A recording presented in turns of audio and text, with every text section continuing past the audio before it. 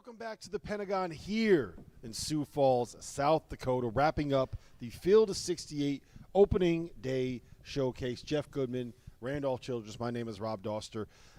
It was the first day of college hoop season, guys, and I feel very confident saying that we had as entertaining a basketball as you're going to find anywhere on the first day of the college hoop season right here in this building on that court that you can see behind us. We watched 3 games happen today. We watched Charleston knock off Southern Illinois and Scott Nagy's return to South Dakota. We watched Santa Clara get a win over St. Louis in a game between borderline at-large teams when things are all said and done. We're going to talk about Robbie Avila's injury. Goodman has a little bit of an update. He talked to the coaching staff. We'll have that here in a minute. But the biggest story of the night coming out of South Dakota was South Dakota State finding a way to beat up on Randolph. I think it's fair to say beat up on McNeese State and Will Wade and all of those guys. You're going to have to pick up – I know you're tired. You're going to have to pick up your mic if you're going to want to be able to answer the questions here. He doesn't want to do it. He doesn't want to do it. No, because I got to be honest about it. I got to be honest. I told you guys. I thought McNeese State was going to just run away with this one. You did. You said they were going to run them out of the building. I did. But I think most people felt like it wasn't going to be a game at the end like it was and go the way it did. They just were physically the better team. They were just better. I just still can't wrap my head around how much physically better and dominant they were than McNeese State. And again, this was a road game for them, right? And they're a tournament team.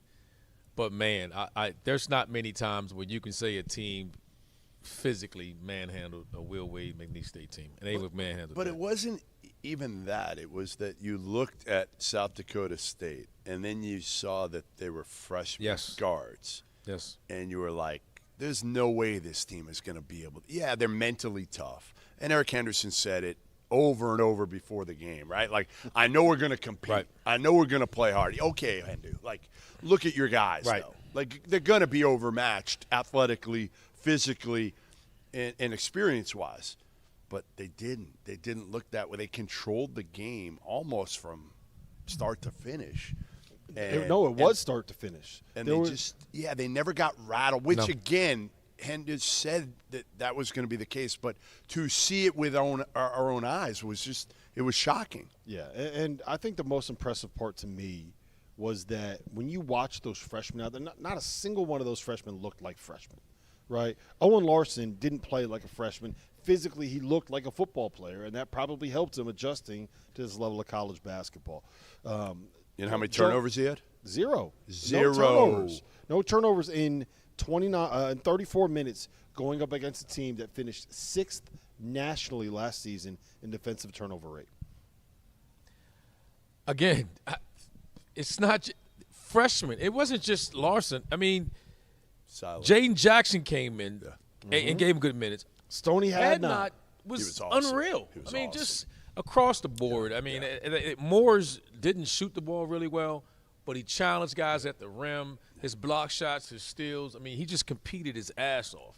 And what can you say enough about Oscar Clough? I mean, he got double-teamed early, and then second half started. When they decided not to double him, he just took over the game. They all just were patient and had their moments. And the quote from Oscar Clough after the game when I said, I'm like, your guards, man. Like, I didn't see that coming. And he said, I didn't effing see it coming either. Nobody did. I mean, again, Henderson said it, but I don't know if he believed they were going to win. Yeah, you can see it in practice, right? And it's one thing for your freshmen to come in and do it against your second team or the guys that they're going to be starting over, right? It's a completely different thing to come in and do it against a team that is a borderline top 25. Like, that McNeese State team is good enough to make the tournament and win a game in the tournament if they get the right matchup, right? They're built that way. Yes. They're old. They're veterans. They're guys that have all played at the high major. Like, Alan Breed's a fifth-year guy that played at Providence, right? You look at Javon Garcia as a fifth-year guy. He played at UMass, averaged double figures up there. You look at a guy like Brandon Murray. He averaged 2 years ago. He was averaging 14 points a game in the Big East, and he comes in here, and Will Wade has him as the defensive stopper. And the South Dakota State kids are like, yeah, I was playing high school basketball in Iowa last year. I got this. Light work. This is easy. This is what I do. Yeah, I talked to Will after the game, and he gets it. He gets the big picture, which is, hey, listen, this game's going to make us better. Number one, we challenge ourselves because ultimately we're playing for those however many days in the league, in the conference tournament, and then hopefully he put this team together to hopefully be able to match up against some of those high major teams. Now, they're going to have to make shots. But, again, tonight probably wasn't a true indication of where they're going to be at later in the year. I think it's fair, but some of the red flags we're concerned about, the size bothered them. Mm-hmm. You know, Oscar Clough's size bothered him inside. They had no answer. And he was really good against the double team, and he was patient, and then they decided not to double. They're going to have trouble against high major bigs with their front court.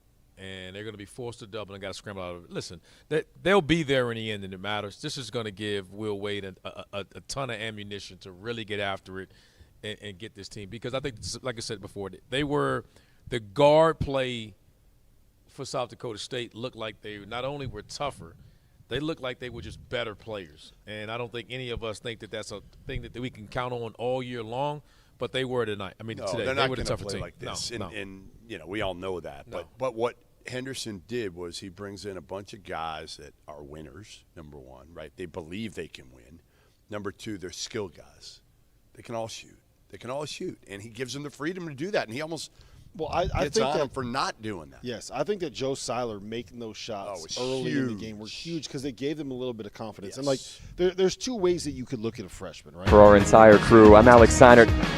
The nightcap, as Randolph said, puts the bow on what has been a phenomenal start to the Field of 68 Opening Day Showcase. We say the first annual, right, Rob?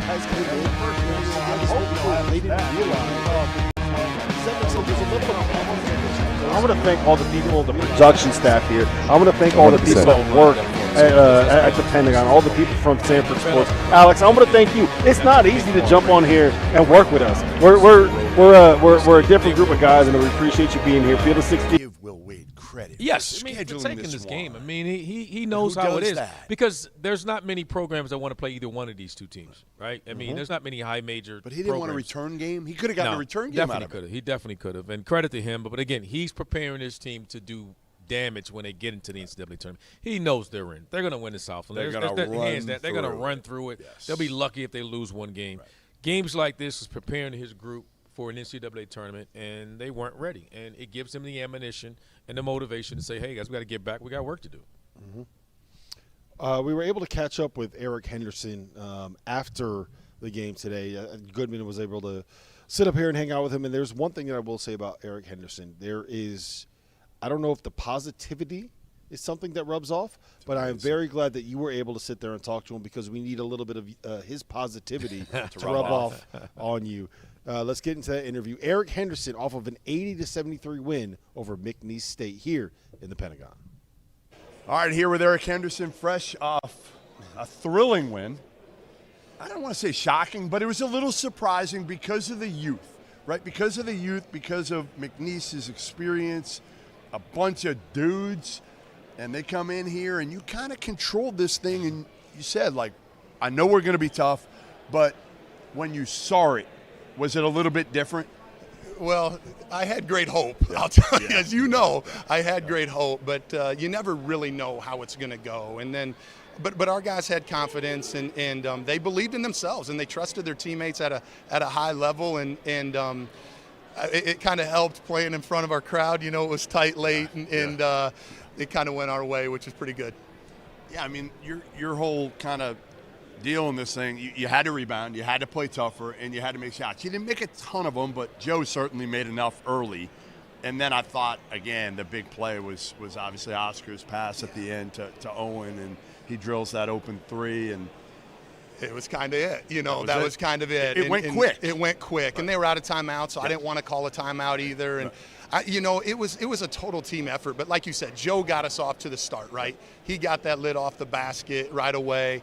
And then, you know, in the second half, I told you at halftime, we're never going to tell a guy not to shoot the basketball when he's open. And they felt good about it. Because you have shooters. Because you have good shooters. We believed in it. Right. We believed in it. But I also got to give Big Oscar a lot of credit.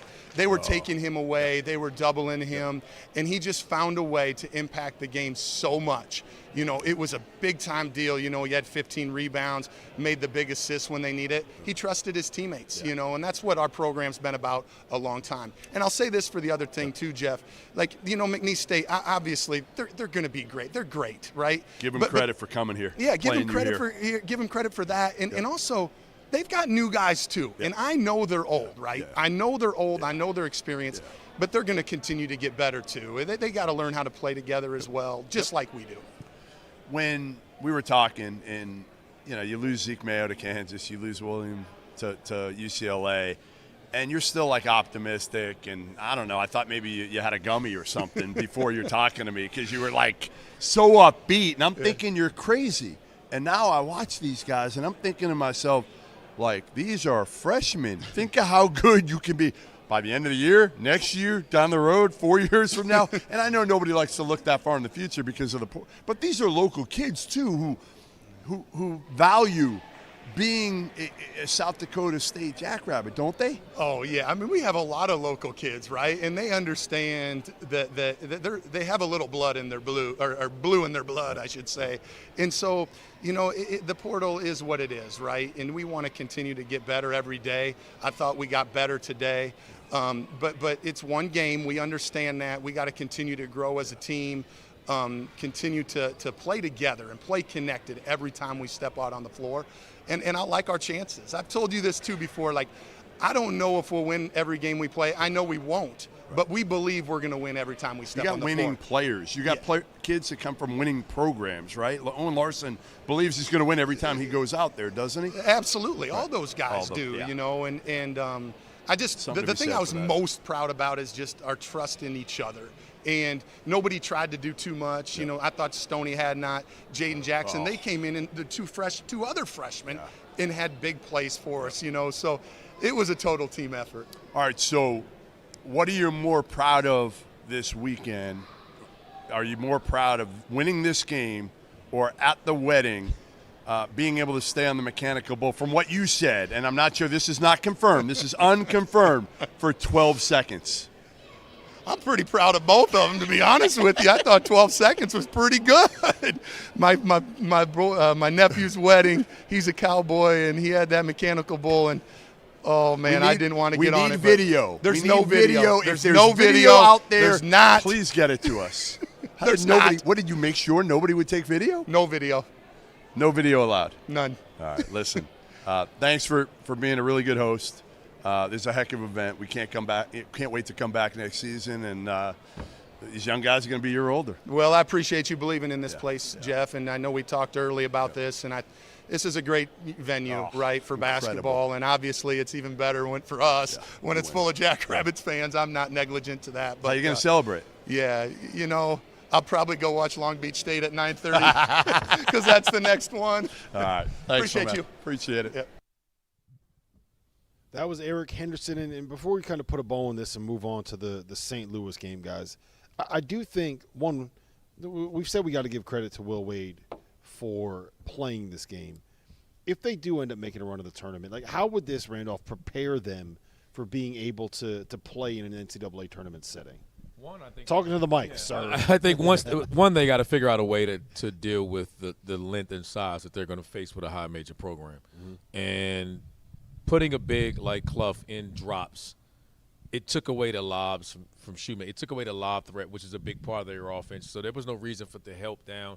And they closed out on guys, and they forced the I would say the wrong guys to take shots. I mean, you know, and they got out to – Sincere Parker's got to be a bigger offensive player. He will. Remember, he's been hurt all summer.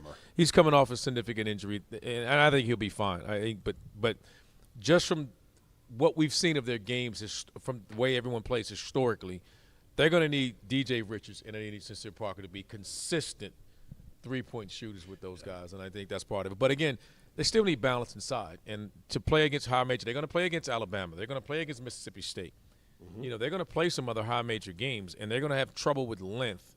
And this gives them a chance to kind of, you know, look at some things, reevaluate some things, and maybe it was poor execution, but it looked like just the sheer size of a big, like, club. You watch. They'll find a way to either play with Alabama or knock off Mississippi State. Oh, no question. I firmly believe we'll be right back with it. No. We'll be right back. I'm not off the train by any stretch of the imagination. No. But it gives them the ammunition that I do think that there's sometimes – because I felt that way. I was guilty of it. I would really wonder if the players felt that way. Just being honest. Because they started out the game that way as if, hey, you know what? We're going to come in here Look and at the handle layup this. line. We're going to handle Look this. at those dudes. We're going to handle this. You should have seen it right before the game started. Yeah. They did this, like, team Yeah. dunk, and they were just – you could tell. Yeah. Like, they thought – I think they did. I think they were looking over there thinking, like, these dudes? Come on. Yeah. These guys look like they're just some 2A state high school players, and they were going to come in here and overwhelm them, and they got Who their else ass thought kicked. that? Randolph Childress. I did. I admitted it. But hey, I'm not the only one. I'm just the honest one. You're not wrong. I'm just the honest one. I'm in That's the the I'm in the difference. same boat. My BetMGM account can attest as much. But I will say this: I was much more impressed with South Dakota State than I was disappointed with. Absolutely. I came out of here saying South Dakota State has a chance to You know what else? You know what else you come out here saying? Eric Anderson can friggin' He's the coach. real deal. He's the real He's the real deal. He can coach. He can't ride a bull. All the right, real deal. St. Louis and Santa Let's see you Clara. last Santa 12 seconds yeah. on a bull. Just gonna move right past it. This is getting out of control. Just gonna early. move right past Late, it. man. We Santa got 3 Clara games. 85, St. Louis 78. We talked about it a little bit on the broadcast, Randolph. I could not have been more impressed with how good Santa Clara has a chance to be. Yes. You said it before we got started. You think that they have a chance Right. to compete for a WCC title I do. with Gonzaga. And what did I do? I You laughed at you. You laughed at me. I laughed at you. Again. And I still think that that's probably going a little bit too far. But that is a team that I think has a chance to, like, one, be like a top 40-ish kind of a team in America. Right. And two, if they get to the tournament with the length and the athleticism and the shooting they have on the Adama Ball, Elijah Mahi, and Tyree Bryan are high major length, athleticism, shot-making wings. And two of those guys come off the bench. That team is real. I have watched a little bit on those guys because, it's hard early in the year this early in the year to really look at a lot of teams because so much change, right?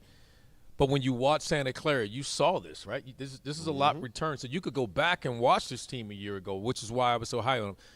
Let's be clear. I say they got a chance to challenge Gonzaga. Gonzaga is a team that I believe is a dark horse team for me to win the national championship. I think they're that good. This team beat them a year ago. But the length and the talent is there, and then they got a guy in Adama Ball that's a dude. And when you got a guy like that can get his shot whenever he wants, and I think you got a chance. Now, again, the point guards didn't hurt them, didn't play poorly, but they didn't play great. They probably need some consistency from that position. I just wanted them to accept the challenge a little bit more because I thought Isaiah Stope went at him a little bit, and I didn't think they kind of matched his intensity at times. But other than that, they checked all the boxes. They competed their tails off against a very good St. Louis team. Yeah, I didn't think they played great, and they still came. Again, Carlos Stewart, I talked to him yesterday, and he said, I don't need to score on this team nearly as much as I did 2 years ago. Well, he didn't today. Right. Johnny O'Neal didn't score. They still won. They still won with, again, 2 starters having, not very good games. And, the beauty of this team is in their depth, so that if 2 guys don't play well, you got 7, 8 other guys. And that's why Herb Sendek feels like this is his best team, because they're older, they've got continuity, they've got a bunch of dudes who can play. There's not much drop off, and I mean, to me, again, you look at Cameron Tongue. Yeah. Look at him in the first half. You're like, who is this dude? Yes. Yeah, I don't. 18 and 7. I don't think that that's going to happen all that much. No. He tied his career high in the first half, but it's the simple threat of knowing that you got a guy that can come in off the bench and get 4 offensive rebounds in the first half, that can get the other big man in foul. So he drew 2 fouls on Robbie in the first half, knock down a 3, space the floor. Like, it's just having that big body that can come in here and be physical and produce matters. Elijah Mahi is a guy, like, I think that there's – and look, if you think this is an outlandish statement, you can tell me you think it's an outlandish statement. But when you have a dude that size that can shoot the ball and that can pass it, I look at that and say – there were NBA scouts in that building going to say, I need to take a longer look at who this guy is and what he can do. Listen, they're all 6'6", 6'7" guys. and they're 3-and-D guys. And I don't know a lot of programs that have that size on the wing. And we said that's why I was so high on the group. It wasn't just because they had, the retention. It's the length and the size on the perimeter. The only position where they're even remotely small is point guard. Yeah. Other than that, there's depth, there's big. There's not a team in the country that Cameron Tongue, it wouldn't take him off the bench. And not because thinking he's going to get 18-7. It's just he comes in, he knows what he is, and he's a physical guy and plays his ass off. Everybody would want a guy like that. And then, again, the only question mark or concern you could say, they didn't play perfect, but the intent, this is a difficult team to guard. I mean, guarding a big that plays in the middle of the floor, that can shoot and pass and do all the things that Robbie does, creates a problem for anyone. You don't face many bigs that can do all the things that he can do. And it's a difficult challenge. They answered it with their depth, and I was impressed before. I'm really impressed, and I'm really, really high on these guys now. Yeah, I mean, listen, this is a team that I do think will challenge for the second spot in the WCC. Yes. I'm not sure. I don't think anybody's going to probably beat Gonzaga this year in that league. But they can be right there with St. Mary's and make this a legitimate 3-bid league. Mm-hmm. And you want to know who agrees with that? Everybody. Herb Sendek agrees with that. Herb Sendek, we also thought that it was a ridiculous interview that we just had with Eric Henderson. If you thought that was ridiculous, strap on your seatbelt, put on a safety helmet, put on your safety goggles, and get ready for what Herb Sendek did in this interview with Jeff Goodman. Wow. All right, here with Herb Sendek, Santa Clara head coach. After a big win over St. Louis in the season opener, you wanted to play a good team, you got a good team, and you beat a good team. Yeah, well, first of all, I'd like to thank you and the Field of 68 for putting on this great event. Thanks. Really good for college basketball to have 3 quality games to start the season. I think around the country we're seeing even more of that. But this event was terrific. This is a really, really nice venue. College basketball fans, if you haven't been to the Pentagon, this is a really cool place to play. So thank you for including us. Adama was good. I mean, you had guys step up. I mean, Tongue like 16 points in the first half. Adama got going in the first half, but they hung around. What was the difference down the stretch? Yeah, we were able to get a few stops. Obviously, a big key was making our free throws. We were 17 for 20 from the line. My as much as I feel great about our win, my heart right now goes out to Avila. I hope it's not a serious ankle injury. But in a game like this, I've been doing it long enough. It's a play here, it's a play there. The margin is so thin. But having said that, really proud of our guys. I thought we got contributions from many different players. We had a few guys that would be the first to tell you they didn't play their best tonight. But they'll bounce back and be better next time. Yeah, Tilly made some big shots. Big shots tonight. And he's a kind of a guy that, again, has just gotten better and better and better, hasn't he? He has. And to his credit, in today's day and age, very similar to Cam Tongue. Those guys who are older guys for us, Brent Napper, they have stayed the course. They haven't always had instantaneous success. They've, if this is the right term, paid their dues, and they've stayed with it. And now as older players, they're really in position to reap the dividends of all of their, the hard work, and even beyond that, their team-centeredness. Right, because it could have been, hey, you know what, I'm not getting enough time, I'm going to go somewhere else. Yeah, some guys. So many other guys do. Yeah, some guys work hard, but if it doesn't happen like that, it's just easy to look around. And to Napper, Tilly, Tongue, I'm probably missing someone. Those guys stay the course. Was this a good indication of this team? I mean, again, it's November 4th. So you're probably looking at this as, hey, this is a heck of a win, but we've still got a long way to go, and we can get so much better. 100%. I can't say it any better. That's pretty much what I told our team. This is a heck of a win. This win will look good in March. But we have 30 regular season games to go. We have an incredibly difficult schedule. So we have to keep our feet on the ground, which we will. And, all teams, the number 1 ranked team in the country right now, everybody's in a position where if they don't get better, they won't be good enough. So it's a process for everyone. 1996, Herb. You know what that was? Yeah. Last 96. time Santa Clara went to the tournament. Yeah, Dick Daisy. it's been a long time. We're fortunate that we have both Carol Williams and Dick Davey with us. They come to practice often, and, we stand on their shoulders. We have tremendous support from our administration, our alumni, former players. I tell everybody this about Santa Clara. It really is a place with a special spirit. All right, you know what? It's time for her.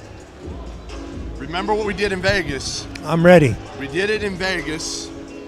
$100 for you to do a rap. And I said, I caught you off guard, and you struggled a little bit. Let's be honest. No, I did. Right? I was reeling. Now, you look like you've done some homework. I cannot do. wait. I wish I could give you a beat. I'm not really that guy. I don't need a beat. We don't have a Dama here. But can I give a little background to Of this? course. So these words are not mine. Okay. They're going to come in a condensed form. Okay.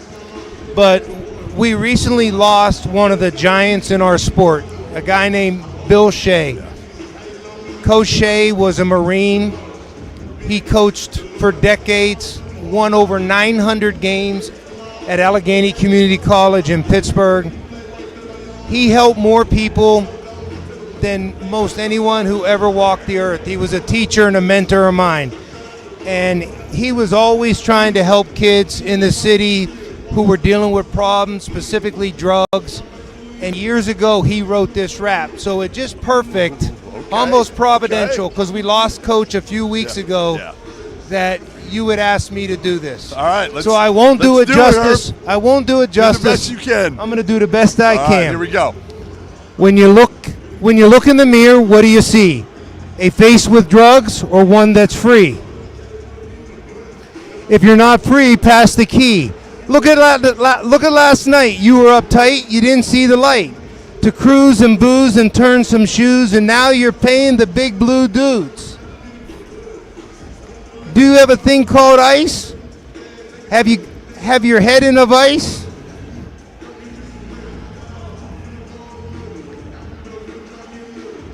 Do you sell your body because of crack? It's trying to stand up and hang freedom on your back. It goes on and on, but in honor of my mentor, Coach Shea. You earned it, baby. You earned it. Dinner tonight. Right? Thank you. Appreciate it. Herb, great seeing you. Thank you. Great win. Thank you. Herb Sendek, baby. There he is. Herb Sendek. What name can we give him, though? We got to give him a rapper name. Oh, my God. What are we giving him? We hadn't heard that. Me and Randolph hadn't heard that. I hadn't heard that. That's the first time I've heard straight that. face. Wow. You're a better man than me. Yeah, I mean, give him credit. I Hey, know. He was. How he was far on has board, Herb brother. Sendek come Yes. that he would do that now? Yes, no doubt.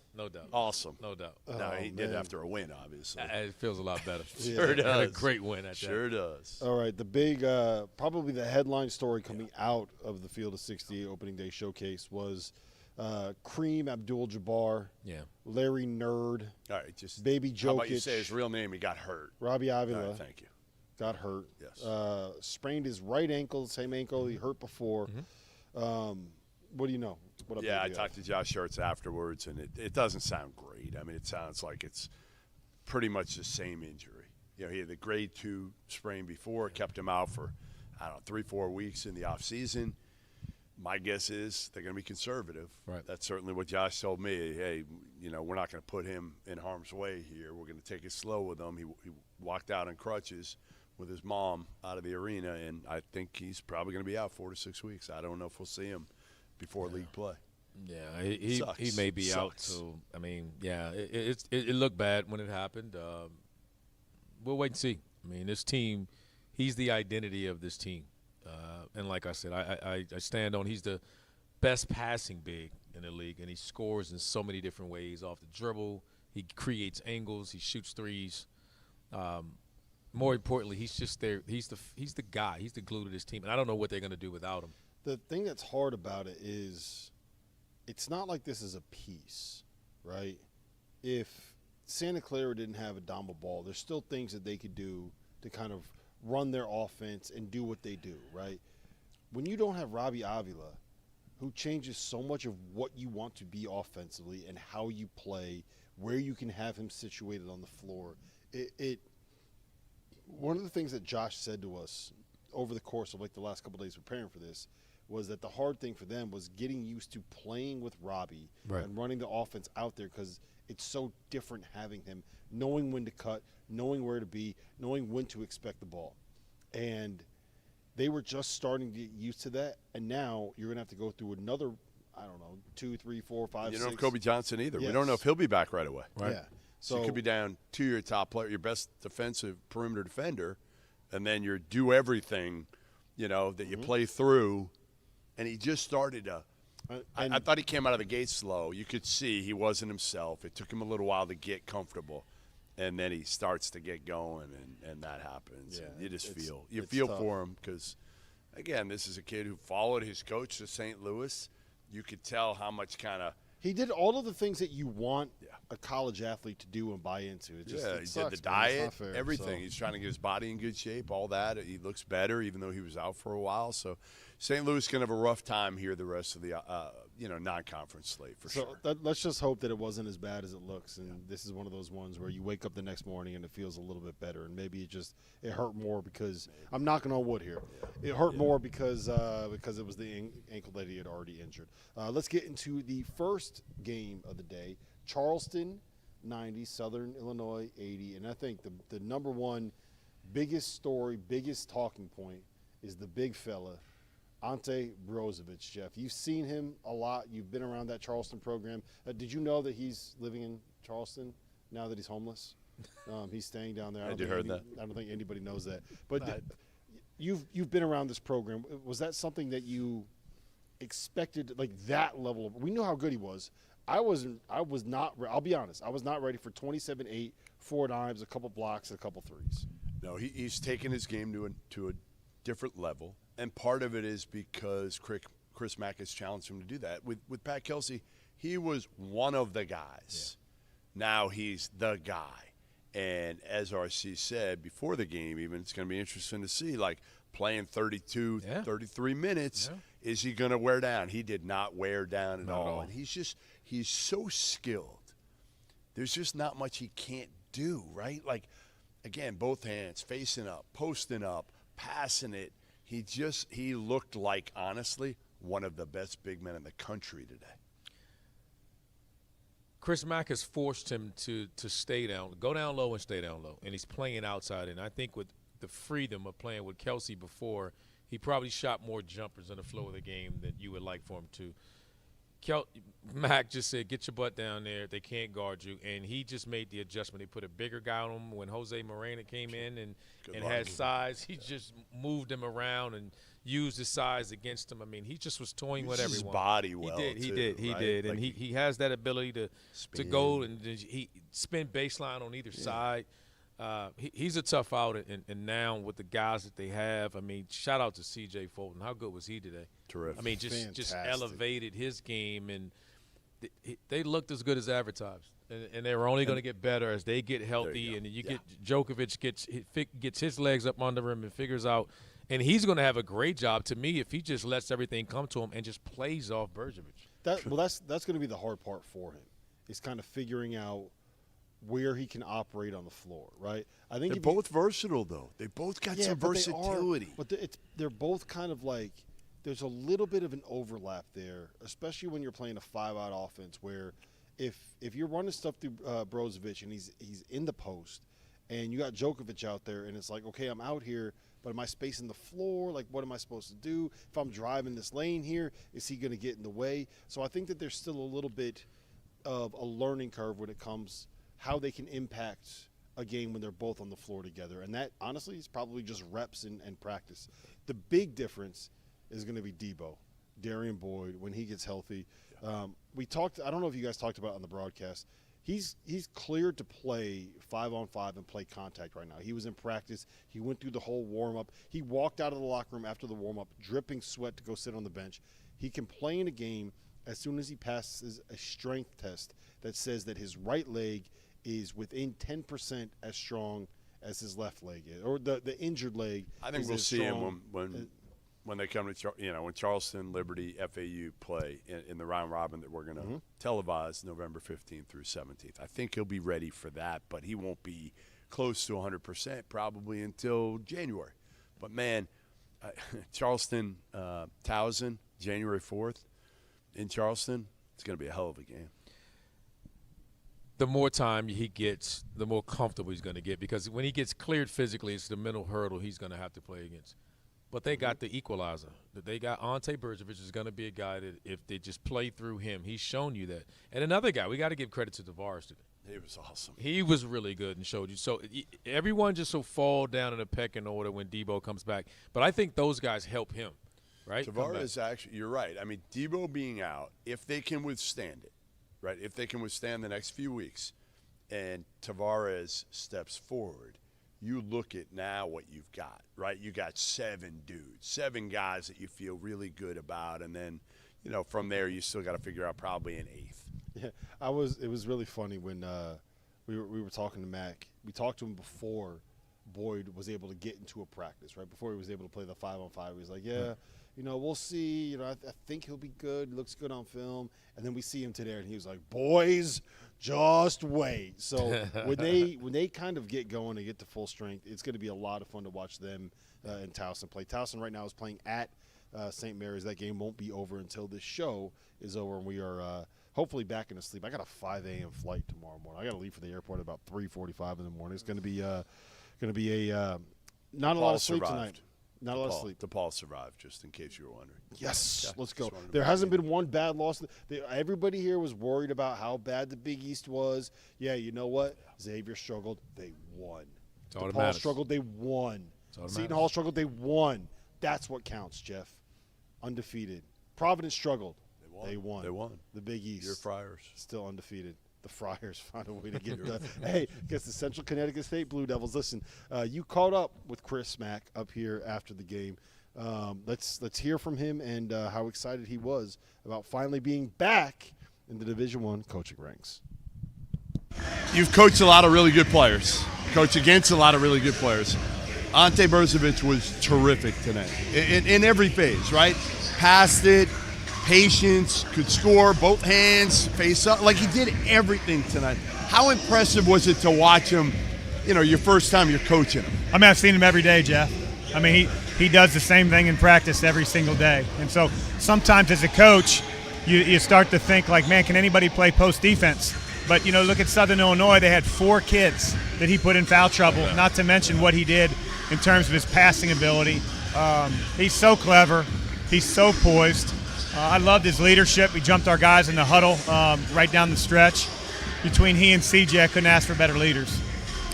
You happy he came back? Yeah. Yeah? Yeah, but it didn't take today for me to understand. I'm happy to be back. I think it's Charleston's a great city. It's a great basketball program. The tradition is unbelievable. 5th highest winning percentage in the history of Division I. Yeah, you better not screw that up. I'm trying not to. But extremely grateful. I got an unbelievably supportive administration. Matt Roberts, just an incredible athletic director. So I think it's what any coach wants. So you're not going to wait. The charter's not going to wait for me so I can fly back later? No, you're leaving? You're a commercial guy all the way, man. You're a commercial guy. I'm a hard hat guy. You, on the other hand, no, we're all, style, cheese right? and wine right here, baby. Unbelievable. Unbelievable. All right, congrats. Thanks, man. I appreciate it. Does anyone know what happened to Chris Mack's tie? Do we have any word on Towel. He had no tie on. Tie? Yeah, his tie was gone. His jacket was gone. They gave him a bath. Rolled up. CJ Fulton got him with a shower. You need to explain that a little bit more. I'm sorry. Explain that more. A bath, No, you're not. You haven't made it better. They dumped Gatorade on him in the locker room. I think people know. They dumped Gatorade on him in the locker room. I'm just not. imagining CJ Fulton in there, like scrubbing Chris Mack's back in the ice bath. This is how you know it's too late. Listen, Scott Nagy came back to South Dakota to play the game. Go ahead, Jeff. Take it over. Yeah, no. It's great to have Scott back here. I mean, listen, they didn't win, but you could tell how much he appreciated and how much they appreciated him here. Great turnout for that first game, 11 a.m. Yeah. Really good crowd to, again, show the respect of he's the one. I mean, really, Eric Henderson's reaping the rewards. Yes. of what Scott Nagy did to start this thing. I mean, think about it, the transition to be able to do what he did. I give TJ Otzelberger all the credit. Yeah, he deserves none of it. None of it. What cupcake did he play tonight? Anyway, the bottom line is Scott did an unbelievable job here. He comes back here, and he's got a team with a bunch of new players that really, a lot of them don't fit together right now, and I'm not sure they're even going to for the rest of the year. The perimeter shooting, the point guard play. Elliott was terrific. He kind of saved him, kept him in the game, and he's that one guy that can kind of get one whenever he wants. But Scott's got a lot of work to do, and he knows it. Yes. He knew it when we talked to him beforehand, and he knew it coming out of here. Yeah, he said their defense was in front of their offense. And I actually thought, as weird as this sounds, they gave up 90, and I actually thought that they played fairly well on the defensive end, all things considered. Tough to we didn't see Gardante. Yeah, we didn't see Jarrett Hensley really at all getting in foul trouble. But I thought that there were signs there. Let's put it like this. They're picked 7th in the Missouri Valley. I'll bet that they'll finish higher than That seventh. ain't, that's the number 17. That's in the Missouri easiest Valley. bet to take. Yeah, easier than McNeese State laying 6.5. All right, bet the under. Southern Illinois. Real quick before we get to our ad, I just want to put a bow on the event that we had here on the Field of 68 Opening Day Showcase. I don't think that this could have gone any better, fellas. Like, I don't think that the games that we had, the coaches buying in and being willing to do stuff. We had Scott Nagy doing pregame interviews. We had Herb Sendek doing halftime interviews.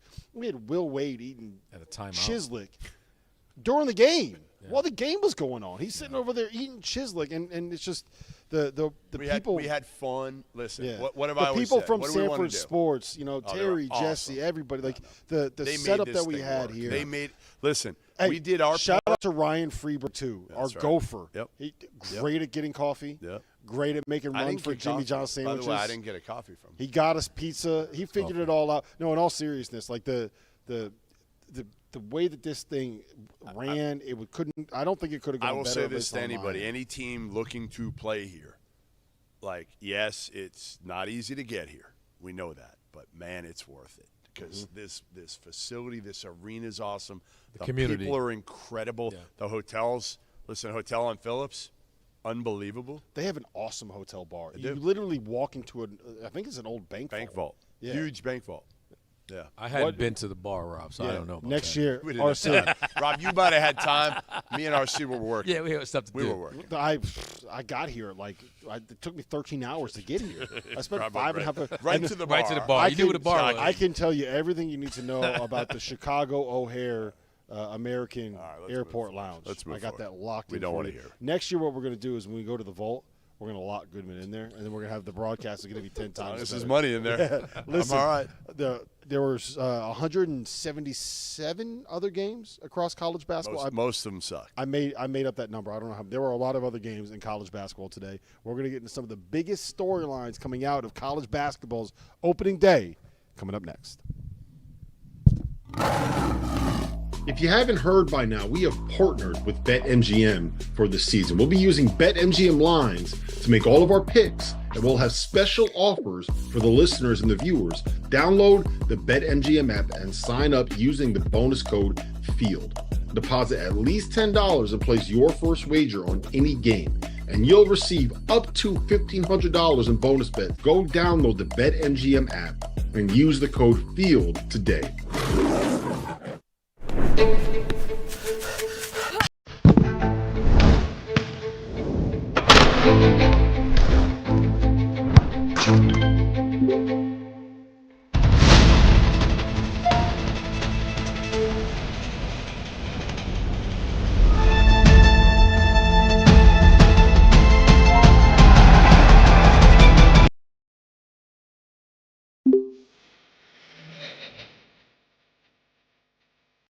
Do you need your fix of college basketball analysis at the end of every night during the season? If you crave instant reactions and informed breakdowns, make sure you tune into the Field of 68 After Dark every night with access to the biggest stars in the sport and a cast of characters that includes the likes of Tyler Hansborough, Randolph Childress, John Fanta, John Henson, Terrence Oglesby, Jarrell McNeil, and many, many more. The Field of 68 After Dark is where college basketball happens.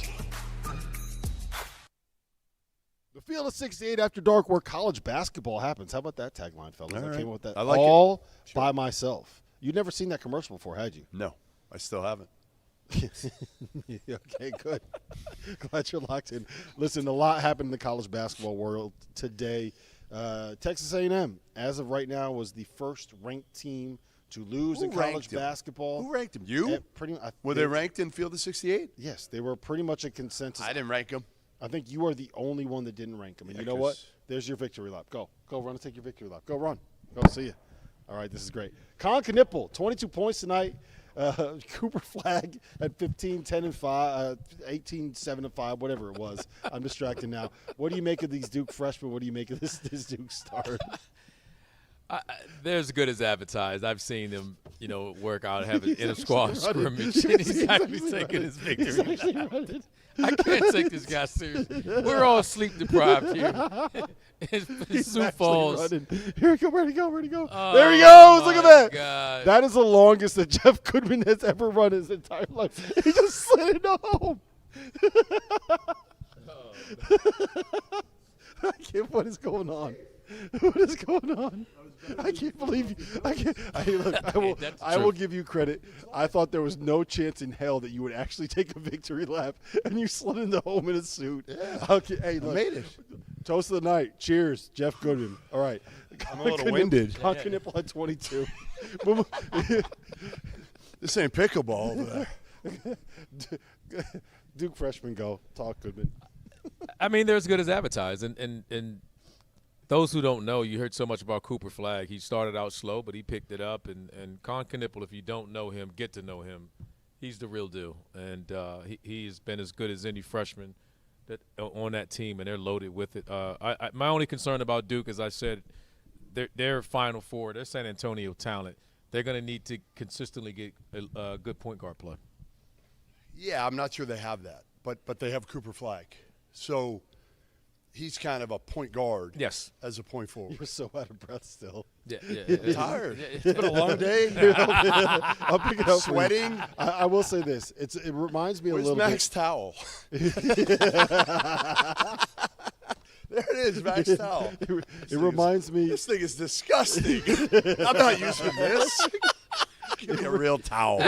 Come on. Somebody wrap this up, man. Give me a clean towel back there. We lost complete control. It reminds me a little bit of St. Louis with Robbie Avila, where you can kind of run offense through your big guy, which makes it a little less important to have a point guard. Agreed. But to his credit, Tyrese Proctor, 10 points, 26 minutes, just a single turnover. It's main. I think it's Foster, though. I think Foster's got to be the guy, and he's shown it. Point. No, he's not, but he doesn't need to be a pure point. He just needs to be a guy facilitate it all? Yes, I think he can. He can get to his spots. He does a really good job putting pressure on the rim. Can he be a guy that you can put the ball in his hands and say, go make a play for me? That's all he needs.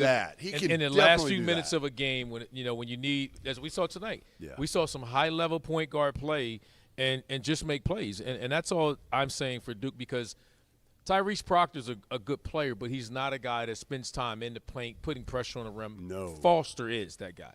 No, you're right. And You're that's right. why I think is the key between those two. It's got to be Foster. Yeah, I mean, listen, again, I think the pieces fit fairly well together. They're just not traditional. No.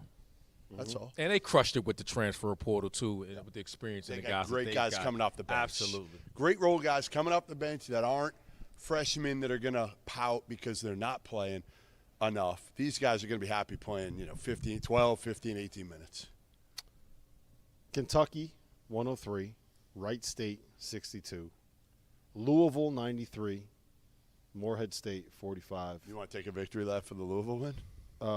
That's No, pretty it's easy. That's like a Morehead softball. He would, though, but this guy probably will. Yeah, that's Morehead softball, State. Yeah, when they pick up a big win, then we can talk who about they play the victory this lap. weekend, Saturday, right? Tennessee. At home. Mm-hmm. Big one for if you. they beat Tennessee, I will take a victory lap. You should. All right. I will take a victory lap. I can't promise Around I can your slide into house? home. I'm not very sliding is not my forte, but I will take a victory lap if they can beat Tennessee at home. If they don't, then you won't see me. Spoken like a true Philadelphia. Yeah, Phillies guy. I'll be gone. Where are you feeling with both those programs? Kentucky, Louisville. Can you get anything out of these two games? No, I mean, they took care of business. If anything else, if the game was close, we would have been shocked, right? I mean, they've come out, they've handled business. There were a lot of these bye games that were close today, closer than people probably expected. A lot of it is. I mean, there are no gimmies. I mean, some of these teams are difficult to match up. Well, we saw some of the mid-major teams, and none of these high-major teams want to play any of those teams we just saw here today. Right. Right? I mean, we saw some really good basketball being played. So we know that. But, again, some of the top-ranked teams, they just did what they were supposed to do. Credit to those guys. You never apologize for winning. They gotten off. You can't win two until you win the first one. I'll say this. I remember a year ago. Is that a saying? That's not a saying. You can't win two until you were. Did you just come with that off the top of your head? No one's ever. You said that like it's a common colloquialism. You like that word? That's a real word. Spell that one. Yeah. Colloquialism. No, don't COLLOQUILISM. Probably not. We'll check it. We'll have Trevor I think I got it fact right. check it later. Yeah, Trevor can fact Yeah, I mean, check. listen, the only thing I'd say is from some of these bye games, like a year ago, I remember watching, I was there when Indiana barely beat Army. And then they barely beat a few other bye teams, right? And obviously this was not a good Indiana team at the end of the day. I think if you see the same result again for a few of these teams that have struggled and then won, right? Like if Providence without Bryce Hopkins, so that's a little bit different. But if some of these teams, are struggling consistently against bye teams, even winning them, then you say to yourself, okay, you know what? Once they step it up, something's wrong here. Something's not going to translate. No, I wish teams played better games earlier in the season. They suck. That's why we have what we have here. Particularly some of the teams that'll end up complaining come March. Yeah, right. Don't complain. Right. If you played a schedule of cupcakes, don't complain because it's a bunch of BS.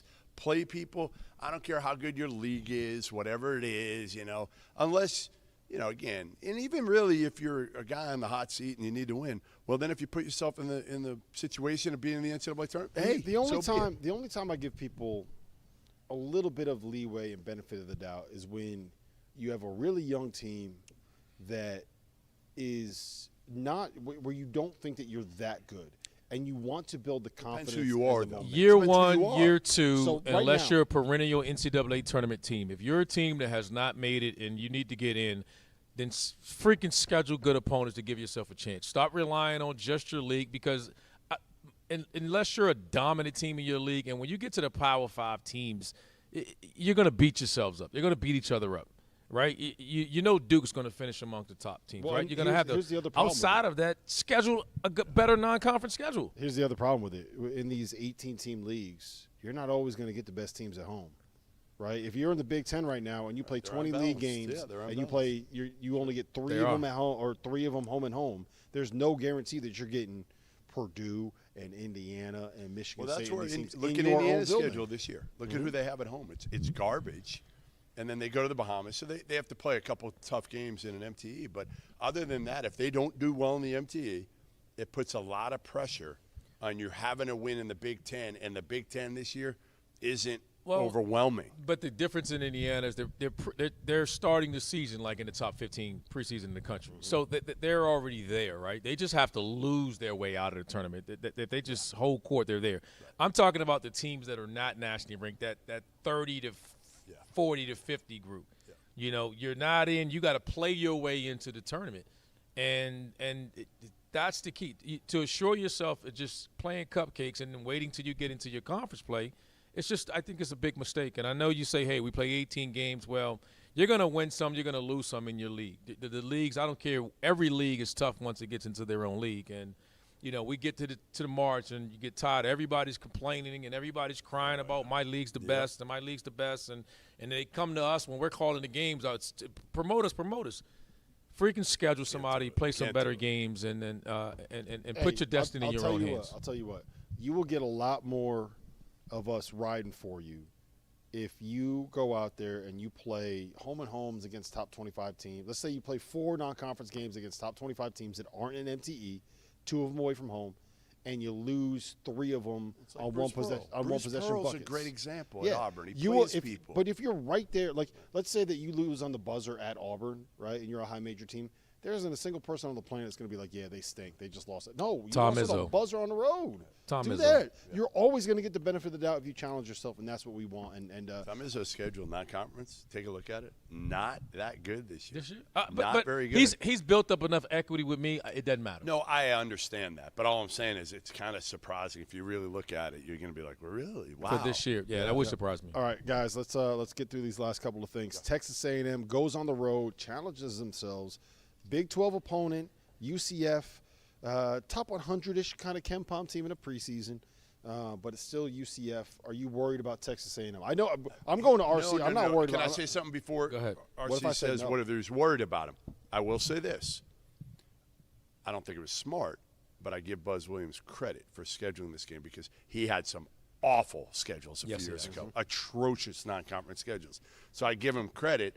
I just don't know why he played at UCF in the first game. Like, I don't understand that. Hey, guys, can you write this down, Trevor? Dagan, write this down. Jeff Goodman just gave Buzz Williams credit for something, right? The first time that has ever happened here on the field of 68. I was You're high too on young. this team, and I was expecting him to come out. I mean, they played a quality opponent, but I was expecting him to get the win. I'm disappointed in this team for they just traditionally come out to slow starts to start the season. I don't know why that is. They just seem to do it. Then they just hit the switch and they turn it on. The Buzzsaw's got a full class. He's teaching a class. I mean, that may be part of it. He may be The a little bit- Buzzsaw and the Must Bus have that in common. They love slow starts to the season and figuring it out in January. I'm not that worried about it. I think it says a little bit more about UCF than it does about Texas A&M. But I will tell you this: we watched the last 10 minutes of that game sitting right up here on this desk, on that laptop right over there, right in front of Jeff Goodman, and Wade Taylor. This one? Or maybe it was Trevor's lap. Whatever it was, we watched it on a laptop sitting right there in that spot.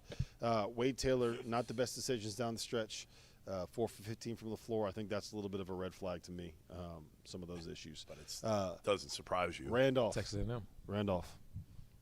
When we were heading into going through our little production pre-meeting, the score was Missouri 45, Memphis 32. And Jeff Goodman started trying to take another victory lap. They did. You know what the final score was? Memphis won. Memphis won by double digits. Is there anything that you would like to say to your colleague over there, the penny hater? Yeah, what do you want to say? It's early. No, it's early. We're gonna wait this thing out. We're gonna wait this thing out. I'm not ready to say that Jeff is totally wrong yet. And I'm not ready. Are you ready to go on this roller coaster Yeah, ride? I'm ready to ride the roller coaster a little bit today. I'm delaying the inevitable and hoping that it kind of falls my way is what I'm This hoping was for. Missouri at home. And, and as you say that, John Martin is texting every single one of us, yelling at us, saying, "Dang danger, dang danger, dang danger." By the way, we do have a score update. North Carolina 69, Elon 69. Nice, but that is wrong. It is now North Carolina 74. 77-71. North Carolina has a 6-point I'm a lead, little so behind. they, I guess. yeah, we've noticed. How about Ohio State? Ohio State and Texas. Ohio State looking good. They were up, right? Yeah. I'll tell you this much: the idea that Ohio State is the unranked team and Texas is the ranked team in this matchup doesn't really commute with me. I think that Ohio State is better than. I think Ohio State's going to win a lot of games. I think Ohio State. I think you're right. They got good veteran guards. They got good veteran guards. They got high upside, really talented bigs. And I'm going to stop it right there because if I keep going on this, they're going to find a way to blow this lead and lose to Texas. All right, let's get to this. I want you guys to each give us something that notable from today that has happened so far. I can start off while you guys look, and then we'll get into our toast of the night to end it. But I'm going to start with Vermont going on the road to UAB, the team that was picked to win the American, and beating Andy Kennedy and the Blazers down there in Birmingham. Really impressive win for the Catamounts. We talked with John Becker. We talked with, I'm blanking on his name now, I apologize, on the America East Media Day stream. Shamir Bogues on the America East Media Day stream. He was very confident with the group that he had, and I think that he made a like that. That's a good UAB team that Andy Kennedy has down there. Yes. And UVM goes on the road and beats them in their building. That was impressive. It's easy for me as Johnny Dawkins and UCF. I mean, say what we want. That's a top 15 team in Texas A&M. And see, here's my problem with that. I said something that we didn't talk about yet, and you're like, remember the topic that we just talked about? Well, we talked about the other team, but this is about Johnny Dawkins because, as you know, he's been catching a lot of heat. Yeah. No. Listen, the AD had to basically come out and say, like, he'll be back. Yeah, I mean, he's been catching a lot of heat, and to start off the season with a win like that, and see the kids storm the court, it's for a great win for a great guy leading a program. So I'm happy for JD. I'll give you one. I mean, who was the surprise team of the year last year? South Carolina. They lost tonight to North Florida. A North Florida team. Matt Driscoll was in the hot seat. He's been there a long time, and a lot of people think he's kind of fighting for he loses Chaz Lanier, right? Transfers. And they get a big win tonight against South Carolina. Those bye games hurt, man. Yeah. Oh my God, those bye games, man. Crushing. You pay for a butt whooping. There's nothing worse than that. Did you ever lose? Oh God, yes. Yeah, you remember who? Yes, Houston Baptist was probably the worst one. Yes, Houston yes. Baptist. Wow. Stings. Wait until you got. Last thing I want to know. Doug Gottlieb has come back to the coaching ranks. He went on the road to play Oklahoma State, and he might have been he makes Bruce Pearl look like a guy that wears deodorant. They were up in the first half, and then I think they lost by 20 or something like that. They're down. So big Doug late. needs us to send him some deodorant. Doug needs some I don't know. You if think it's he deodorant. uses spray? He needs some antiperspirant. I think he's still living in the 90s, and he's using spray. Would it surprise you if Doug Gottlieb just did not wear deodorant? He forgot today. He's got a lot. He had the radio show. He had a game. He's a working man. Around. I mean, a lot. So he's a Jamaican, man. He's got multiple jobs, man. All right. On a serious note, to end it, I think we all agreed before the show that we normally do a toast of the night here on the field of 68, but we all agreed that our toast was going to go out to Amir Abdur-Rahim and USF. The Bulls lost tonight, 98-83 to Florida, but they put up a good fight. There was a moment of silence across, I believe, every Division I game today. Should be. Before it started to honor Amir Abdur-Rahim, the coach of USF, who tragically passed away a week ago now, right? And it's nice to see him. He was honored by Kennesaw State, who he took to the tournament, nearly won a game with against Xavier. He was honored by USF, and I think the only thing right to do is to do our toast tonight to Amir Abdur-Rahim, and to say thank you to everyone here at the Pentagon. Thank you to our producers, and we're back. It's been awesome, man. Yeah. Awesome. College basketball We'll is see you back, next year here, Sioux Falls again. Call me if you want to get in on these games. Call me if you want to get in on these games. Look at that slide. Oh, Safe. Come on. Dun dun dun dun dun dun. Got up here out of breath. We'll see you guys Wednesday night, not tomorrow. Wednesday night. Oh man.